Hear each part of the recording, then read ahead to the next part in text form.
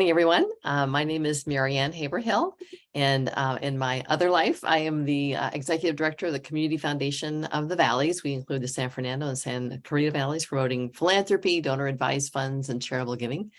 And then I'm also the chair of the Livable and Sustainable Communities and have been active with the Valley Economic Alliance for a number of years. Great organization, and welcome to all of you, whether you're joining for the first time, or I know I see some names here of people that have been coming faithfully most months or every month. So thank you for joining us today in the midst of all the heat and summer vacations and everything else. So Sonia, just a question. We have a very full agenda, which is awesome. Some great speakers coming up. Do you want to do self-introductions now, or would you rather wait till the end, just in terms of time?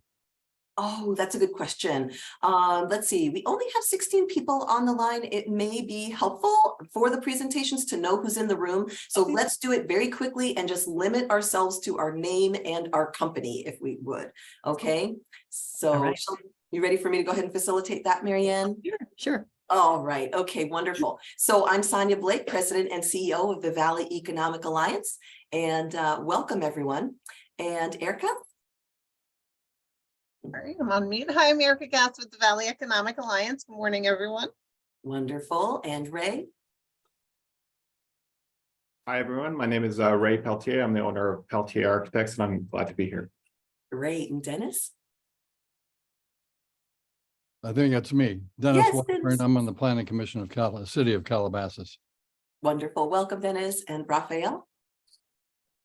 Good morning, Rafael Garcia with Big Belly. Wonderful. Abby? Hi, good morning. Abby King with the Valley Industry and Commerce Association. Welcome. Jimmy? Good morning, everybody. Great to see you all. I'm Jimmy Gandhi. I'm from California State University, Northridge. So happy to be here and listen to what's going on in our communities. Wonderful. Welcome. Audrey? Hello, I'm Audrey Simons. I'm Chief Executive Officer of San Fernando Community Health Center. We are a federally qualified health center serving the Northeast San Fernando Valley. Welcome, Audrey. And Nyla, great to see you. It's been a while. Hello. Hello, good morning. Nyla Jolly-Delfer, the Director Interim for the CSUN Centralized Career Center. Wonderful. And Councilmember Takahashi? Hi, good morning. Tamala Takahashi, council member in the city of Burbank, and also public transit writer and e-bike as transportation writer as well. Fantastic. So thank you for being with us. And Claudia? Good morning. I apologize for not being on camera. I'm in a car, so that's not a good look. I'm Claudia Dunn Martinez, and I'm with UCLA Health. Good morning. Welcome, Claudia. Joshua? Hey, good morning. Thank you for having me. This is Joshua Rouse with All Green Health and Voda Solutions. Fantastic. And then we have our presenters who are going to be introduced a little bit later on in the program. Michael Klein from the city of Calabasas, Hilda Hakobe, environmental consultant, Jamsheen Jamui from Cal Lutheran University, and Roberto, there you are, Vasquez from Givning. So welcome to everyone. And back to you, Marianne, for the next item on the agenda. Okay. Did we catch Anna from Mean? I can't read it exactly on my screen. Anna, do we? Thank you so much. Yes, hi, good morning. My name is Anna. We're in Sun Valley. Thank you for having us. Terrific. And your company, which if you would mention your company name, please, Anna. Yes, it's Mean Stitching Inc. We are decorators for embroidery and screen printing.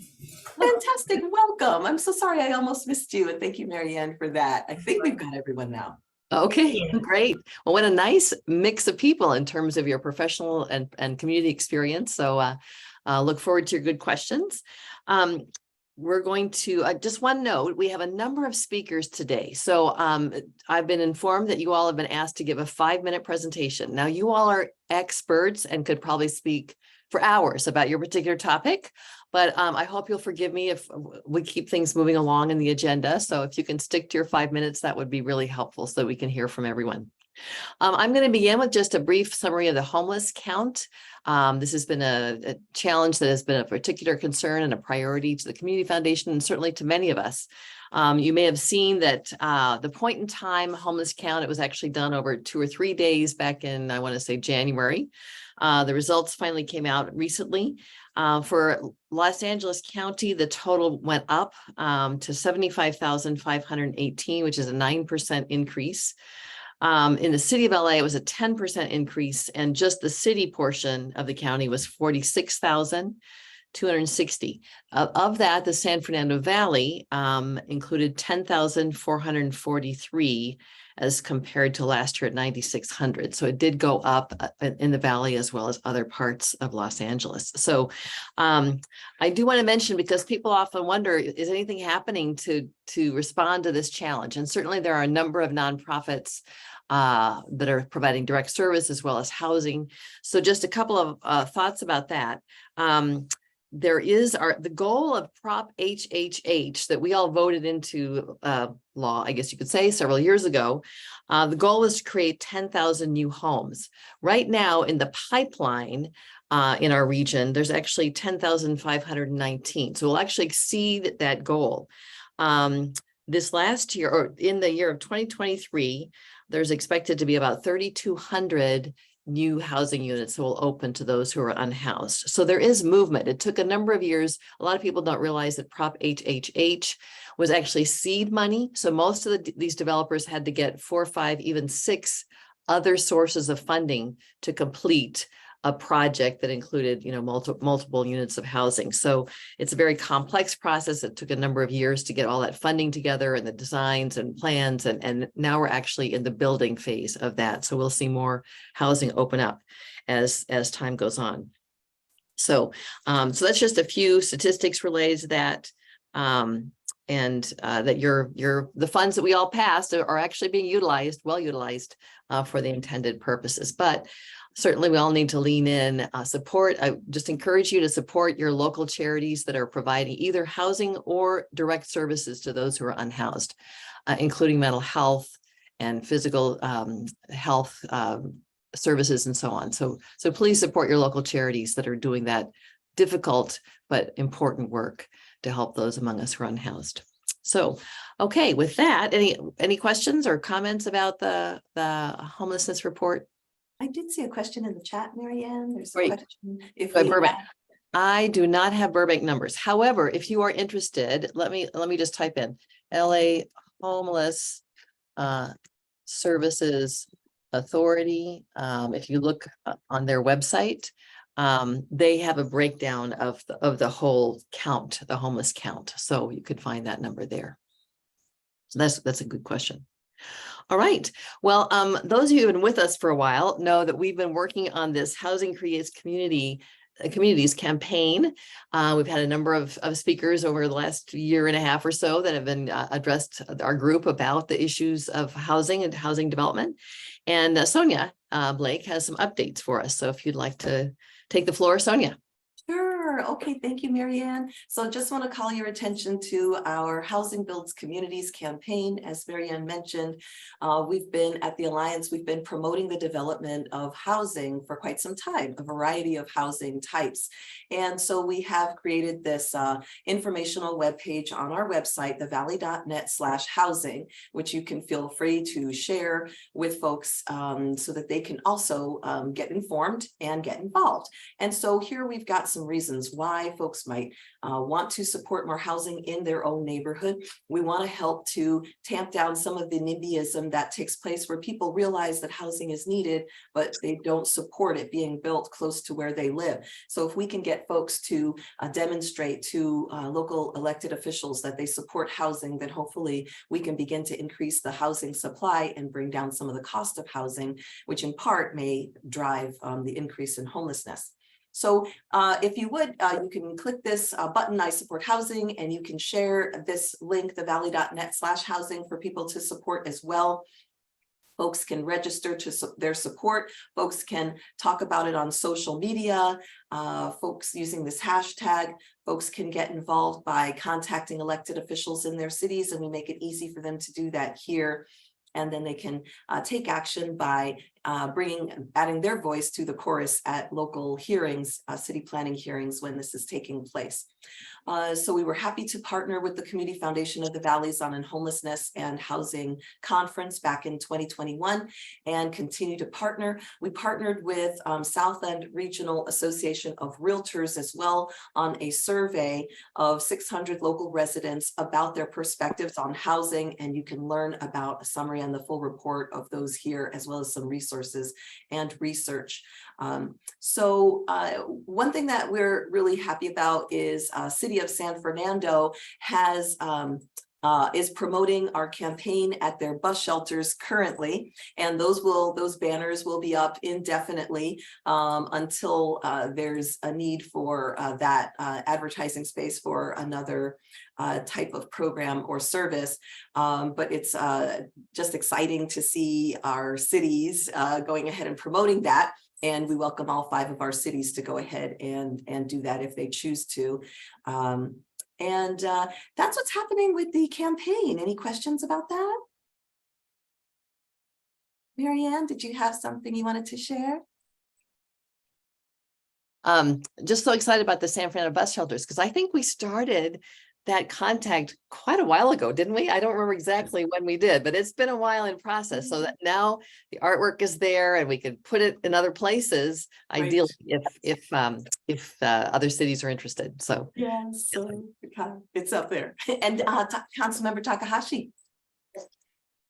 Yes, this is a great initiative. I love it. Thank you for sharing that. And I'm glad to hear that this is it's been working on. So a couple things, please. I would love to have that information on our bus shelters in Burbank. If you need contact information, I think Metro takes care of our bus shelters. And I think it goes through Metro for our advertisement, but I can connect you to our transportation director and he will know exactly how to get those on our bus shelters. Thank you. Because we do need more pro-housing messaging in Burbank specifically. I wanted to ask if it's okay to share this information with an organization called Abundant Housing. Yeah, okay. Absolutely. And they can also, I think them seeing that the Valley Economic Alliance is supportive of this initiative would be a great way for them to then even share, more with their members and whatnot. I didn't see it on there, but I'm wondering, did it mention also that housing supports the local economy, especially small businesses? Yes. It's on there? Okay, great, good, because that's huge, especially for Burbank. And a lot of our small businesses, especially around the media district area, rely heavily on our commuters, and then at night and weekends don't have business. So if we have housing there, then they have both the business in the day and they have the evening and the weekend business as well. So it's better for our small businesses.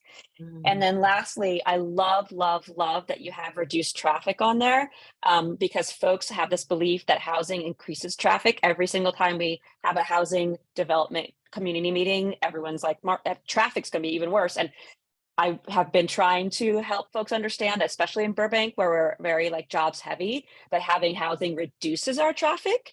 So having that really highlighted and maybe even some links to some research would be super helpful, because that's the number one concern that folks have. And so that they voice. So that's great that an organization like Valley Economic Alliance recognizes that is the kind of traffic math, and to have your support, and that would be super. So thank you so much for including that. Great. Awesome. Thank you for that feedback. And Abby, you had something to share. So I actually, outside of my job at VICA loves new housing, but I actually we have a new Valley chapter for Abundant Housing LA. And so it's fairly new, a few years ago. I'm on the e-board for it.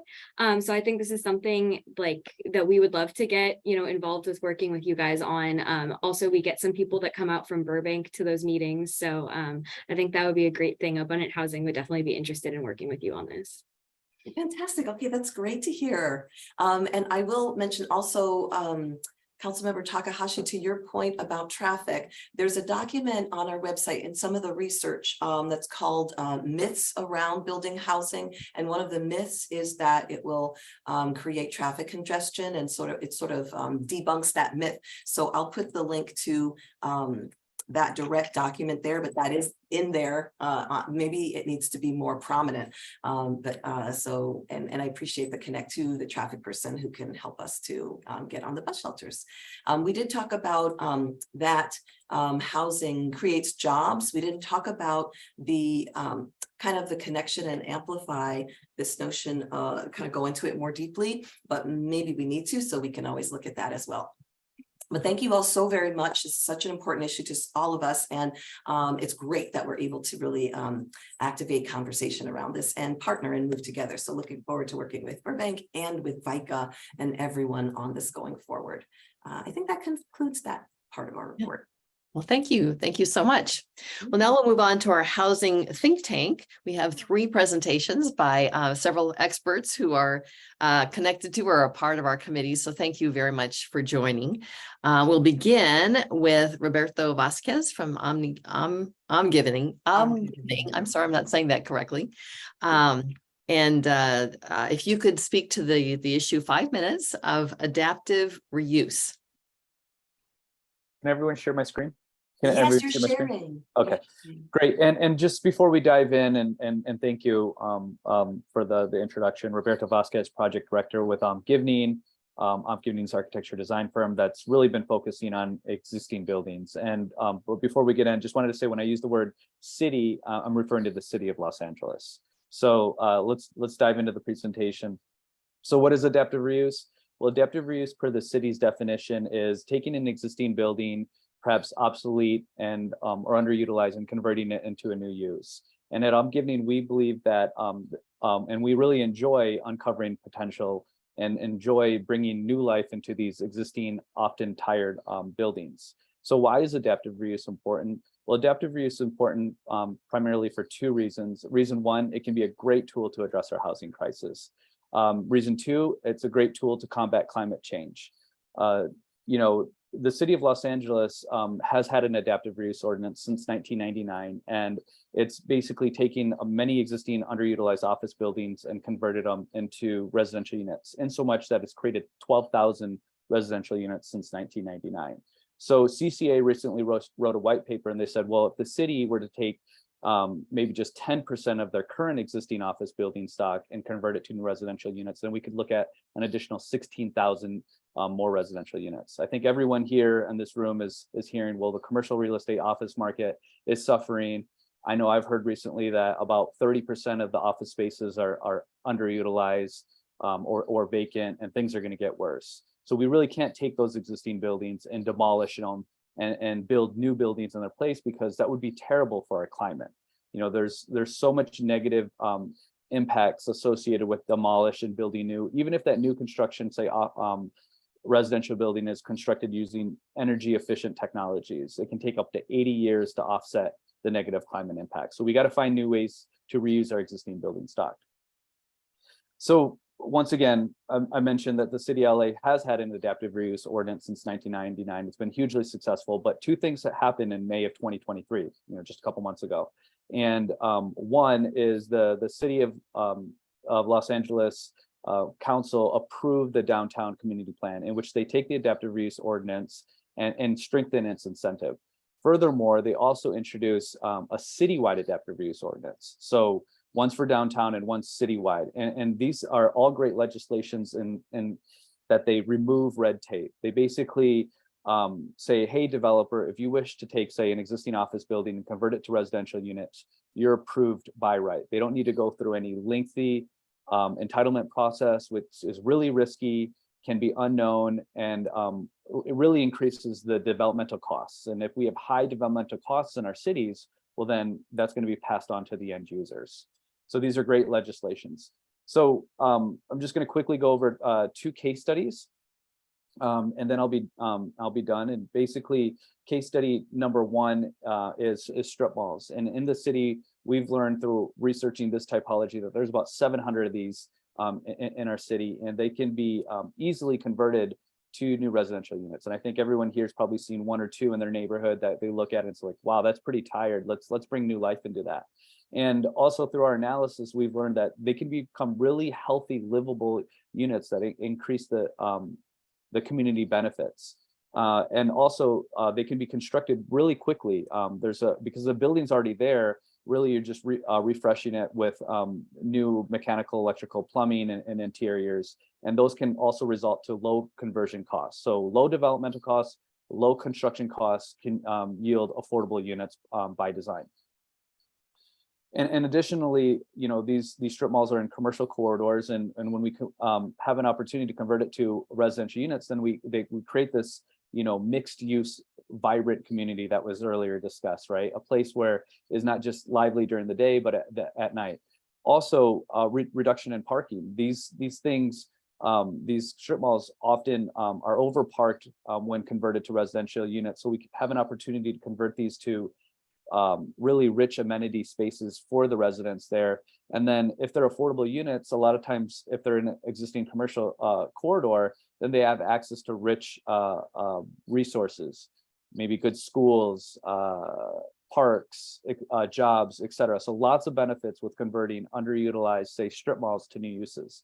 The second case study typology is recent past office buildings. As mentioned earlier, office market sector is suffering, so there's a lot of opportunity to convert these buildings into residential units. And just like the strip mall, same benefits. But what we often hear is, well, it can't be done. And then we're like, well, why can't it be done? And then there's this thing, well, the office buildings are too large. You can't convert them into residential units. So through our analysis and working on this for over 2 decades, these typologies, we have yet to come to an office building that isn't a suitable candidate to residential conversion. And really the concern is financial viability. So if we have by right conversion mechanisms, that really increases the financial viability. And really working with large floor plates, I'd love to spend a lot of time diving into this with everyone, but maybe after I can share a design brief that we did, in which it's not really the large floor plates that's an issue, it's really the depth of the unit that we need to control. And we have all sorts of tools. Maybe it's adding an outdoor porch or storage in the back to keep that depth of that unit shallow enough in which that it's livable, enjoyable, has enough access to natural light. So in ending, why is adaptive reuse important? Well, let's use it as a tool to address our housing crisis. Let's combat climate change. And then if we can write policies to change that narrative, is it suitable? Yes, they're almost always suitable, but can we make it financially viable? And that's with everyone in this room. If we can help you write the create policies to create adaptive reuse by right, like City of LA has done for so many years, then we can help address our housing crisis. Great. Thank you so much, Roberto. Very, very helpful. And I hadn't thought about it, but just the point that you made about demolishing old buildings is so bad for the environment. And I think you said it takes 8 or 9 years to just recover the environmental expenses that are accrued. So why not convert these empty buildings or underutilized buildings? That's awesome. Well, great. All right, we'll move on to Dr. Jamshid Damoui from Cal Lutheran, and he's going to be talking about social housing. Thank you, Dr. Damoui. Good morning. Thanks for the introduction. I wrote a piece about 2 months ago, and the title was Creating a Neighborhood that Discourage Concentrated Poverty, Promote Economic and Social Diversity, and Environmental Sustainability. How can social housing help? So I'm going to share a few elements of that report. I'm pretty sure that you can have access to it. And I'm sure that Sonia can send a copy of that if you're interested. So let's start with something that we can all agree on. Having access to safe housing is a right. I don't think anybody doubts that. There are a few economic principles that get often confused. And one of them that I often see happens is that people often get confused between what is called wants and what is called need. We talk about needs often as demand. That's not really correct. Why am I emphasizing on that? Because that really helps to explain what social housing is. Demand comes from desire to have something, an ability to purchase it.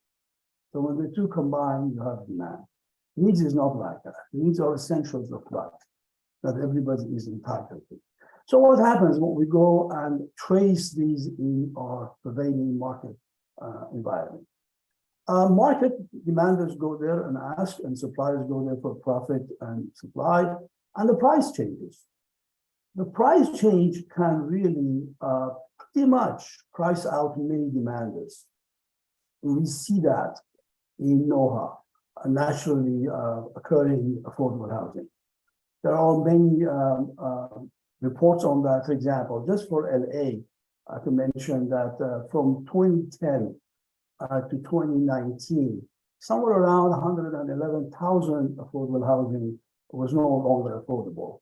And instead, we had 30,000 affordable housing. So the negative balance or destruction or elimination of affordable housing was in the region of 98,000.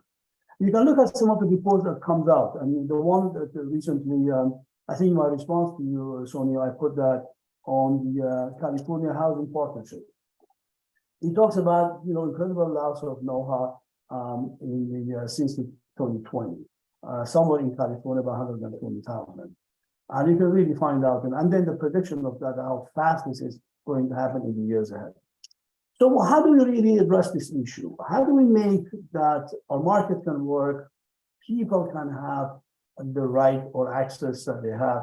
And I think social housing is that model.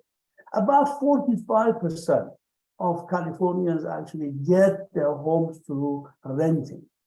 And that actually hasn't changed. If you look at like a decade ago, I was slightly maybe lower. So it's really a kind of big portion of the housing goes through rental. Now, social housing should not be mixed with public housing. Social housing actually exists in Europe quite a lot. If you want to read more about it, look at the situation in Vienna. I go there once a year, teach our executive MBA in that country. And more than 50% of the rental are social housing. So what happens in the social housing, if you really look at it, is the following. That in the social housing, you don't have just one category of income, low income. This is why I said creating a neighborhood with diverse, not concentrated poverty. You have people who actually are quite high income. So they live there. So these housing have to be built in desirable area, access to work and other things. And what you have here, you have a desirable place where people can go there, pay the normal rent if they are high income. What is the threshold of affordability? 30% of income, according to HUD. So some people can afford these houses, they go there. And others who cannot afford will be placed in the same building, same houses, with quite significant amount of subsidy. So this is very important. So you could say that if you take the profit out of it, which I will talk about in a minute, this can be quite financially sustainable. So in other words, you could say that those who pay the full rent actually subsidize those who don't. And here is the case. So what are the important issues to bear in mind in order to allow for social housing to have an ability to exist? That is the following. These kind of houses cannot be sold or be accessed to for-profit companies. That's very important because the thing that happens in the know-how is exactly this. The market moves up, gentrification, naturally increasing rents, that happens. Or sometimes, these houses are built and converted to other areas, which is, commercial real estate can do that very easily. And so you have to really prevent that from getting to for-profit private sector. That's very essential. And so it stays with government and also nonprofit private entities. They could really have a great state. That's one important issue. The second important issue is that mixed income. That's very important. It shouldn't be like a place just for the low income. Third, very important issue is that tenants who live there, they have the ability and the right to run the place, manage it. So management is with the tenants. So you have to, and then this type of housing can prevail and exist and live long, be there available, because you won't price out people. Prices go up, sure, but you won't price out, people like is happening right now because the market brings that very clearly. So putting it kind of summarized, because you have only 5 minutes, 3 important purposes are served here. One is that you decommodify housing. It's essential, decommodification of housing. Two, to some extent, to the extent that we talk about affordable housing. Two, you have what is called social equity. That's a very important issue. And the third one is that residents will actually run the show, manage the place, and that you can find, in Vienna, for example, more than 50% of the rental are social housing. In other places in Europe, you find a lot of it. It hasn't had that opportunity. And I think with that, I conclude, and I'm pretty sure I haven't done more than 5 minutes. So thank you for the opportunity. Well, thank you, Professor. That was very interesting. And I think your comment about just the whole idea of mixed income is really important. And I think you see more and more of that. I remember there were some new apartment developments that were being built downtown near Disney Hall. And they were setting aside a certain number of those for low-income households or whatever. And I thought, isn't that amazing? They have this wonderfully culturally rich place to live, and they're just kind of mixed in with everybody else, that is paying market rate. I'm sure would be it. And I think that's very important. And just a brief comment about that as well. I used to run a poverty agency in the Northeast San Fernando Valley, and there were several large, hundreds of units of low income housing. And from my experience, and because we did a lot of home visiting to residents there, it kind of perpetuated poverty. People just kind of kept staying there, never had any incentive to kind of move on because everybody around them was also low income and kind of stuck in a negative life cycle. So I think the mixed use idea is a really important one. Well, thank you very much. We appreciate your presentation. And now we'll move on to Michael Klein from the city of Calabasas talking about accessory dwelling units. Hello, good morning. My name is Michael Klein, Community Development Director for the city of Calabasas, and I'm happy to share at least our experience with accessory dwelling units. And I do want to preface this by saying that I understand that accessory dwelling units can be a little bit of a hot topic for each community. So this really just reflects Calabasas' opinion and our experience with accessory dwelling units, but in a positive way. So just to get a couple of things out of the way, an accessory dwelling unit is a smaller independent residential dwelling unit, and it has to be located on a property that already has a primary single family dwelling unit. And in recent California law, you can actually add ADUs to a property that has multifamily dwelling units on it as well. They do go by other names. So commonly throughout the United States, they can be known as in-law units, backyard cottages, granny flats, etc. But in California, back in 2016, the state adopted an accessory dwelling unit legislation. So now that's more uniformly used, at least within California. ADUs can take over existing space within existing structures. They can be added to existing structures, or they can be completely detached units. But again, the premise of an ADU is that they are accessory to the main dwelling unit that's on property. Also, within recent years, California state has added junior accessory dwelling units, which are known as JADUs, to the legislation. So a property owner can have both an accessory dwelling unit and a junior accessory dwelling unit. A junior accessory dwelling unit is a little bit different in that it is less than 500 square feet, and it has to be within an existing structure. So you can't add a new structure as a standalone JADU. What's also unique about JADUs is that they may have just a basic kitchen facility, so not a full kitchen, but like a kitchenette, and they could share sanitary facilities within the main house. So a lot of times what we see in Calabasas is a garage converted to a JADU, and the garage will have a kitchenette, but it'll use a nearby bathroom as its main, as its sanitary source. And so then the house itself still has access to that bathroom as well. For the purpose of the roadmap, what I presented was the benefits of ADUs. Again, this is really coming from the perspective of the city of Calabasas, recognizing that each jurisdiction is a little bit different. Overall, I hit a couple of primary issues with regards to the benefits to homeowners, benefits to renters, benefits to the community, and benefits to the environment. I'll just go through those really quickly. And again, noting that back in 2016, California state legislator mandated that cities allow for accessory dwelling units, primarily because the state sees that that's a great way to solve the housing crisis, or a piece of that puzzle of solving the housing crisis.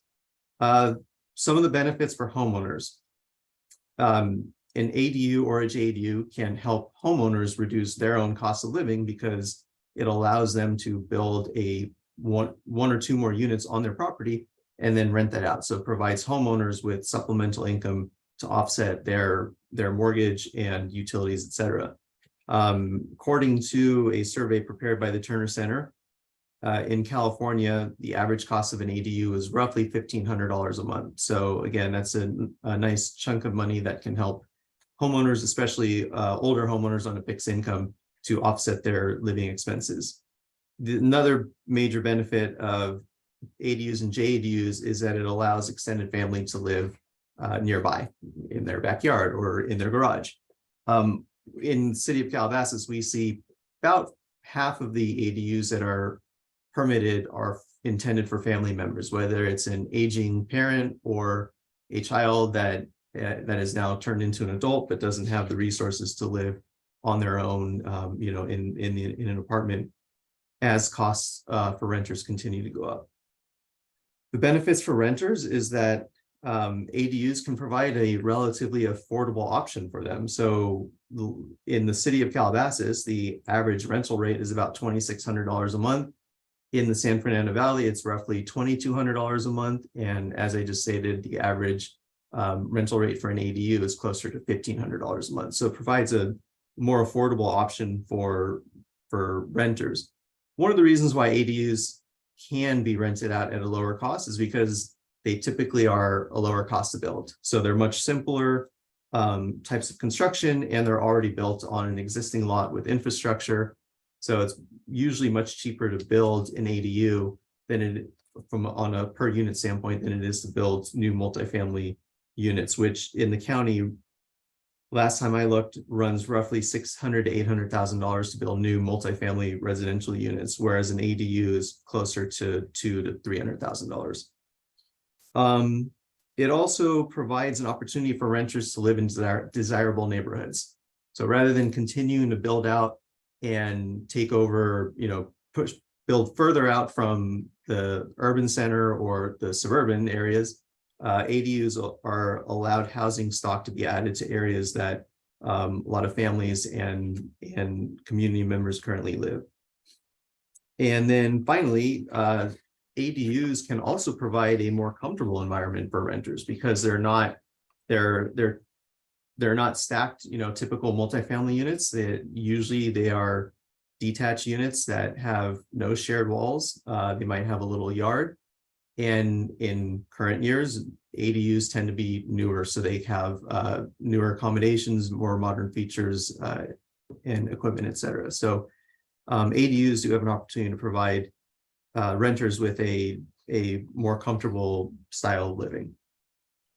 Benefits for a community is that the ADUs can add housing stock, which, as we're all aware, is an important part of what we're doing here today, but it can allow additional housing stock without substantially changing the character of that community. Again, I know that may be a hot topic for some communities, but for the city of Calabasas, we have seen a lot of new ADUs get built, either again in a garage conversion or in a backyard, detached unit in the backyard, and they can be designed very nicely to fit in with the character of the existing house and the character of the neighborhood.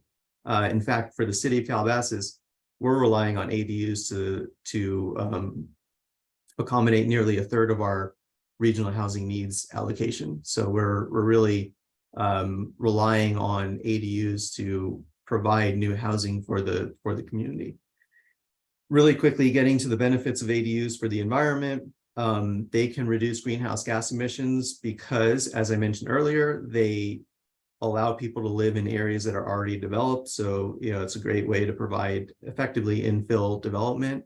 In fact, according to HCD, if just 10% of California single-family homeowners added ADUs onto their property over time, this would result in an annual reduction of greenhouse gas emissions equivalent to taking over 600,000 cars off the road. So it's not an insignificant number.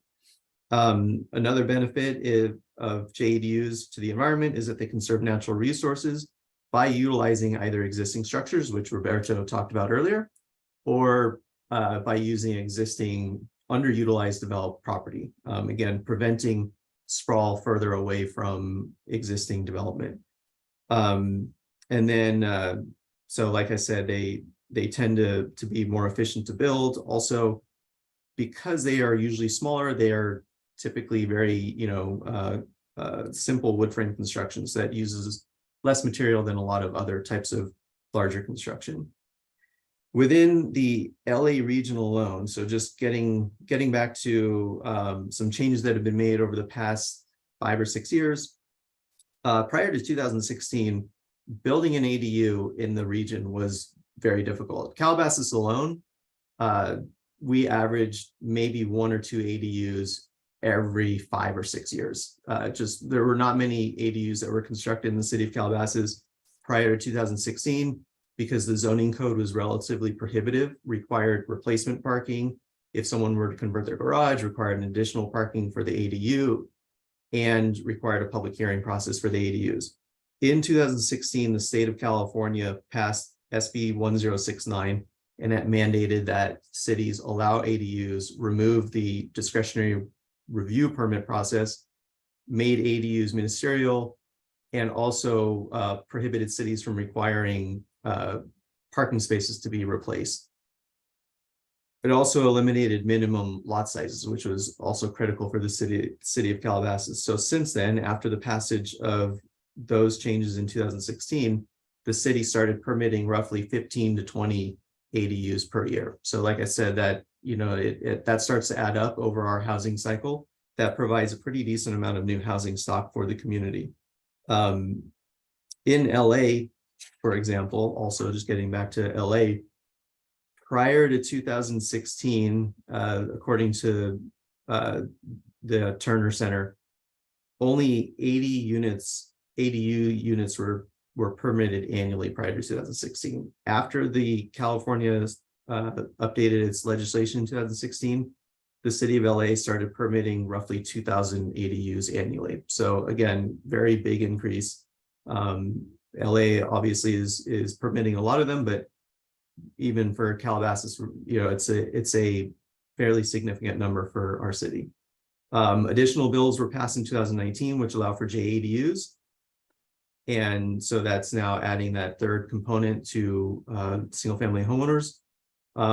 Finally, the last couple points I just want to make that despite all of the changes that have been made at a state level, there are still some challenges that ADUs that are faced with regards to ADUs.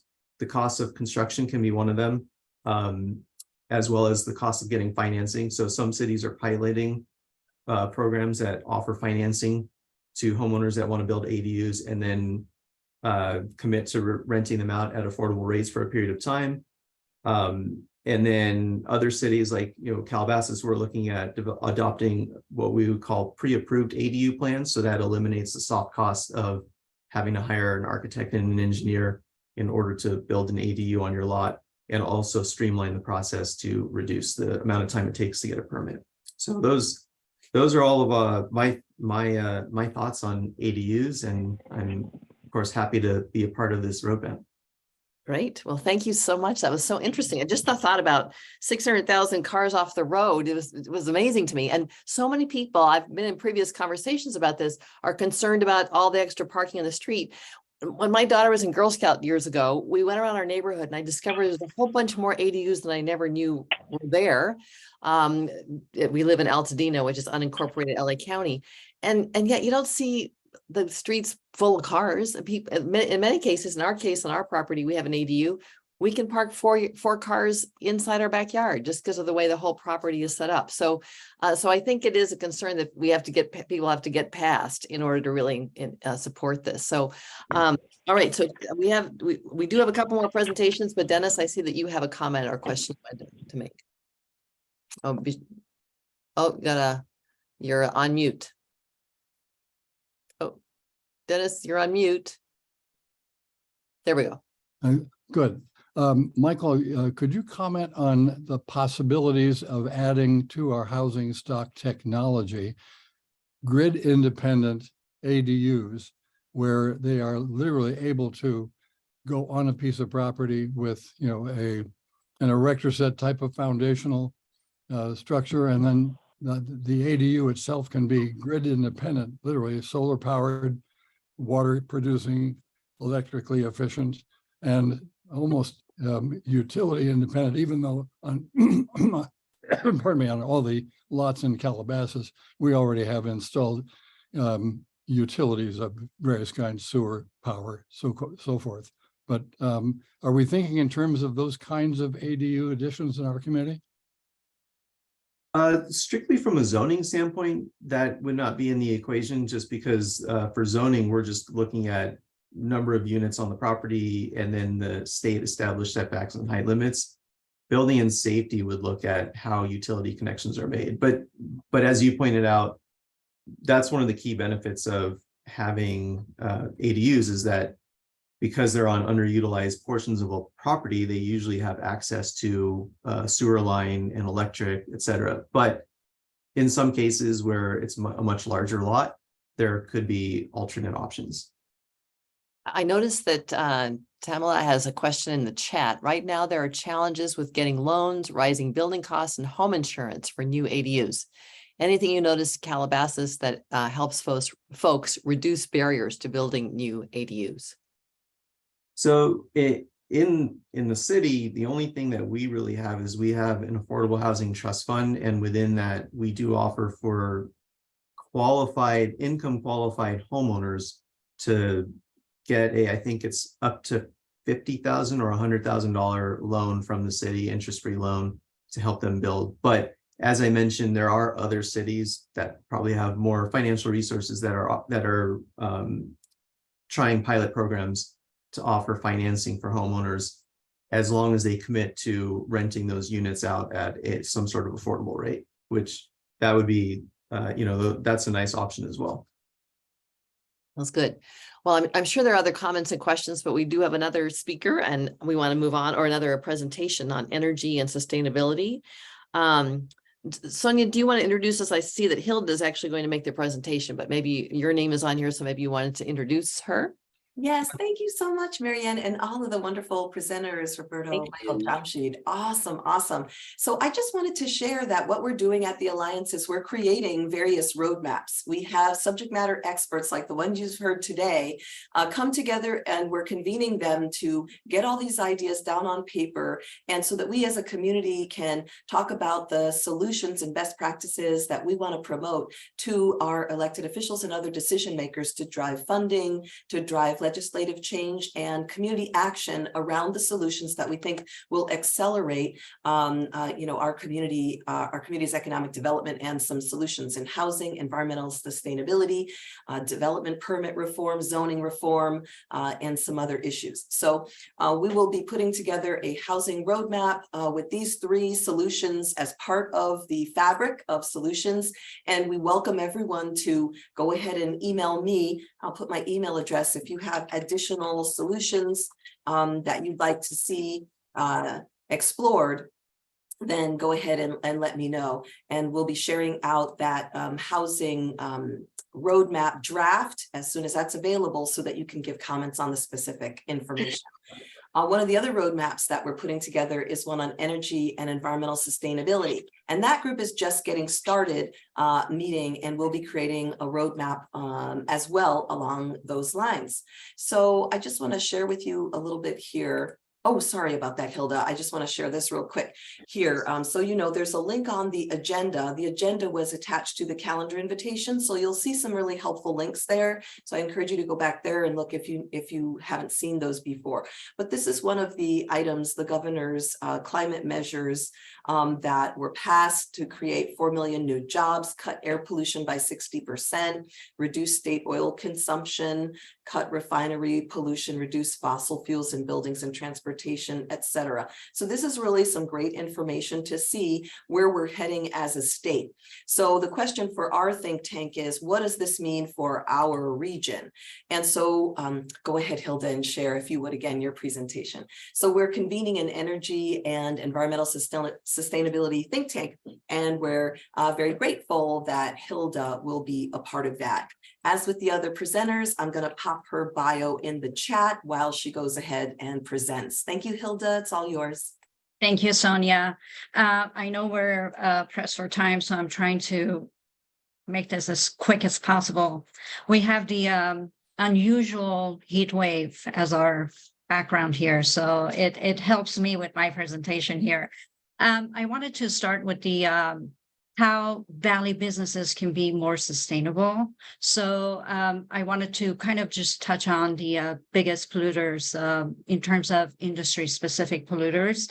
Of course, it's the oil industry that gets the biggest mark, followed by agriculture, which is, deforestation is included, the fashion industry, specifically fast fashion. We have supermarkets, food retail, restaurants, in terms of food waste and plastic waste.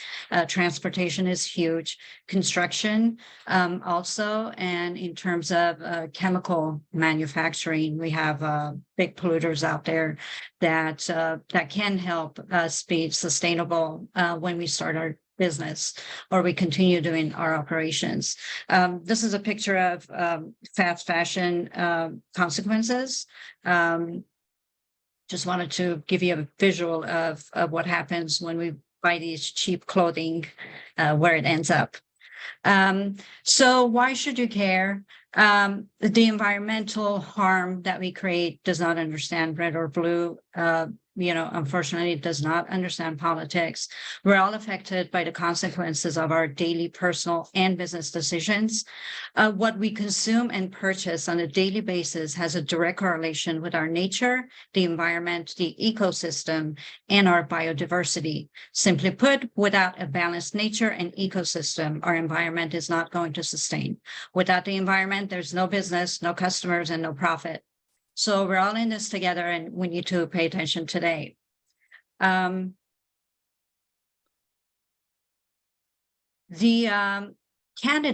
suitable candidate for a sustainable business is a purpose-driven professional at any level of the organization, a corporate social responsibility individual, leaders and entrepreneurs who want to use their business to create change and inspire those around them, and people who want to appeal to younger generations who tend to be more in tune with saving our environment from collapsing and protecting our future for our kids.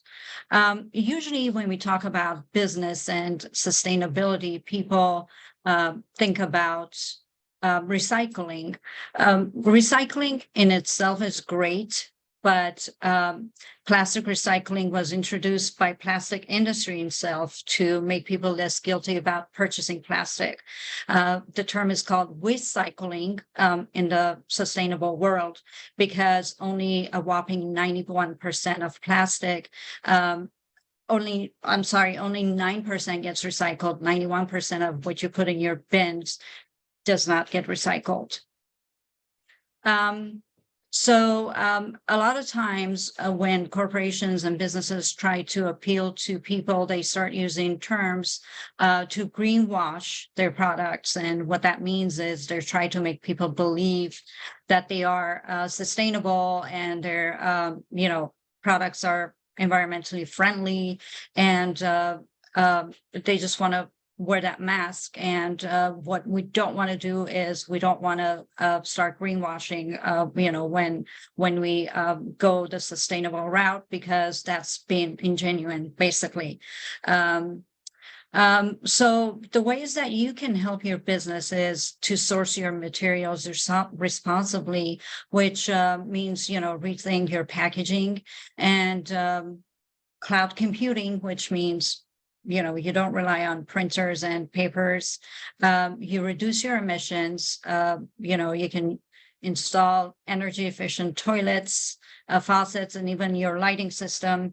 AC systems account for 45% of the pollution. So just the, working on your AC system itself can make a huge impact. You can have a conversation with your waste management company or hire someone to, right size your bins, because a lot of times businesses don't have the right size bin. So a lot of times they pay more and they consume more energy to get rid of the waste that they generate. And what you want to do is partner with nonprofit organizations, because many of them exist and have the resources and experiences necessary to help you to get your efforts off the ground.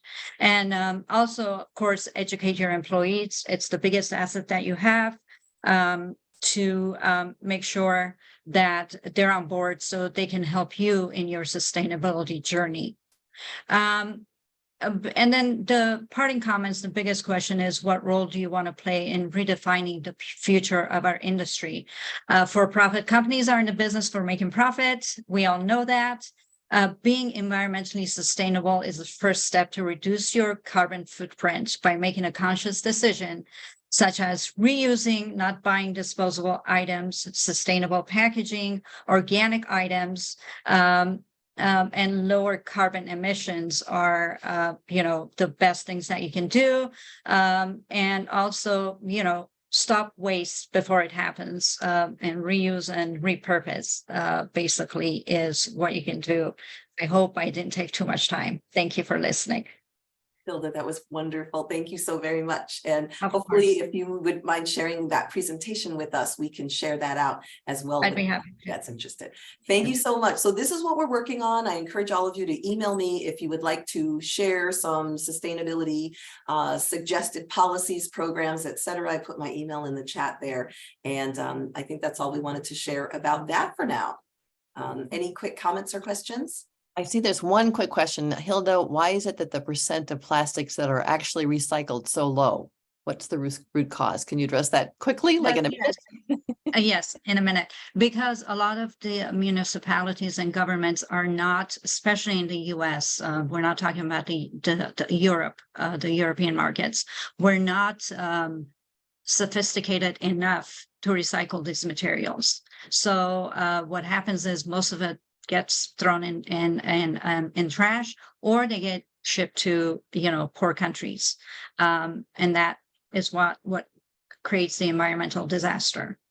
So talking to our politicians, having infrastructure in place to be able to recycle these materials, as opposed to throw them out, and then the plastic that they make, they're trying to make it cheaper and cheaper and lighter, so they're not recyclable by virtue of how they're made, and that's a big problem also, because the oil industry, of course, is making profit off of making cheaper plastic, so that there's a whole array of reasons why we can't recycle more than 9%.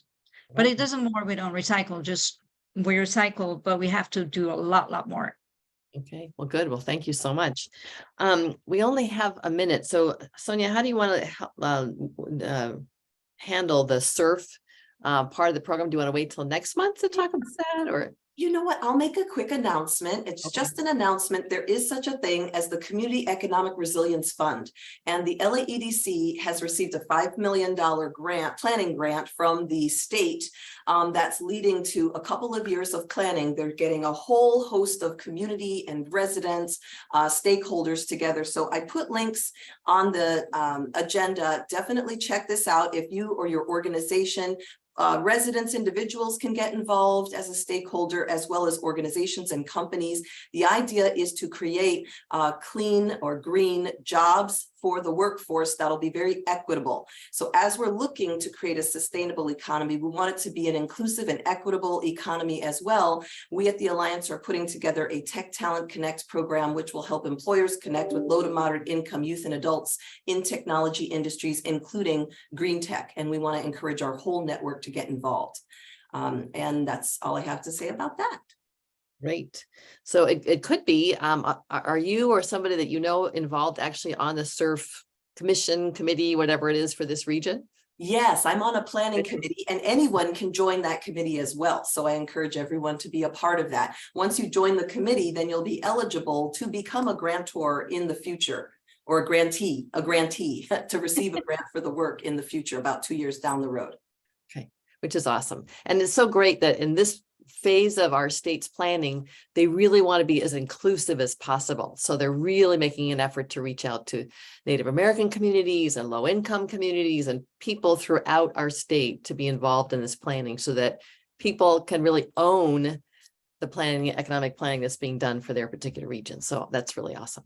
So maybe we can hear more about it as Sorry, Okay. there are over 300 partners now, to your point, over 300 Great, partners. which is awesome. So hopefully we can continue to hear more as you find out more and as more is being done and so on. All right, well, good. Well, I wish we had more time because there's been great questions. All of you speakers were wonderful. Thank you so much for taking the time and being concise in your comments, but you shared some really wonderful information. I've got a few take-home ideas for myself. So I think you accomplished your job, at least with me. So anyway, we want to thank you for making the time to be with us today, and to all of you for coming, and we hope to see you next month. Anything else we need to cover before we finish? Next meeting is October 19th. We're meeting quarterly now, so Oh, October. that's right. I'm sorry. 19th. Quarterly. Yes, October 19th. I forgot that part. Okay, great. So we will see you all then. Okay, thanks so much. Thank you so much. Thank you, Marianne and Hilda and all of our speakers. Bye-bye.